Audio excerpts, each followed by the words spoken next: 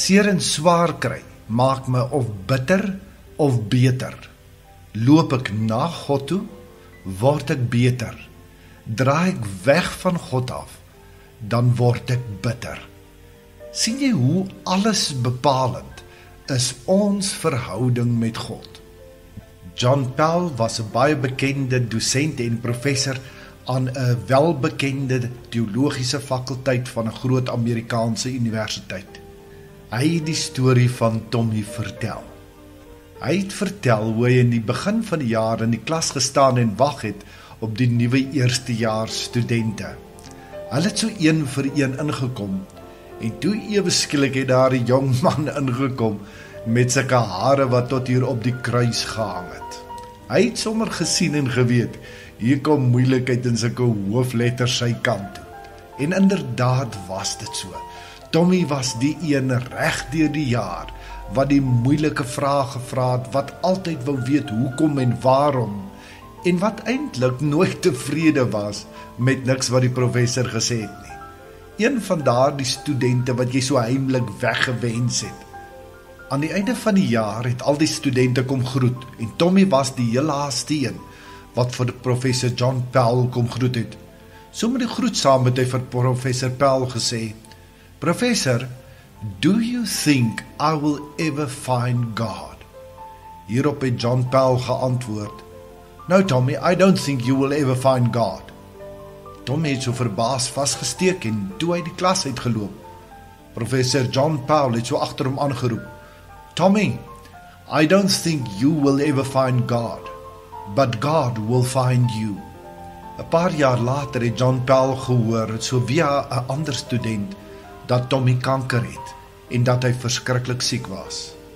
Hy het besluit om dadelik 'n draai by Tommy te maak. By hom gekom het, hulle gesit en lekker gesels. Hy het vir hom gevra, "Tommy, hoe voel dit om kanker te hê?" Tommy het geantwoord en gesê, "Aanvanklik was dit vir my 'n baie groot skok en ek het gesukkel om dit te hanteer.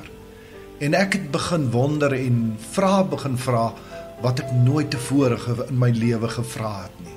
Omdat 'n mens desperaat is, het ek begin om God te soek. Dalk kon hy my tog regtig help. Ek het alles probeer in my vermoë om hom te kry. Ek het kerk toe gegaan, ek het my Bybel gelees, ek het al hierdie dinge gedoen wat U altyd gesê het 'n mens moet doen.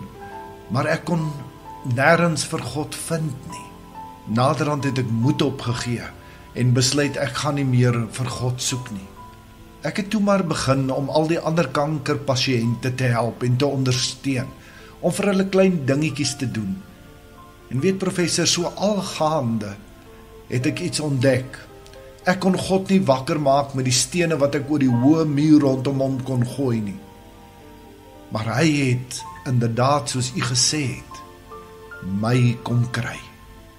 In my bereidwilligheid om ander te help, by te staan en hulle lewe makliker te maak, het God my gekry. Tommy se storie het John Powell so geroer dat hy hom gevra het om in die klas te kom getuig daarvan. 'n Week voordat hy in die klas sy storie sou deel, is Tommy oorlede. En Tommy is nou waar ek en jy graag wil wees. In Matteus 7 vers 7 sê Jesus, "Vra en vir julle sal gegee word. Soek en julle sal kry. Klop en vir julle sal oopgemaak word." Wees verseker, ek en jy kan nooit op 'n plek wees waar God ons nie sal kry nie. Hou net aan om na hom te soek, en dan sal jy sien hoe hy jou kom haal.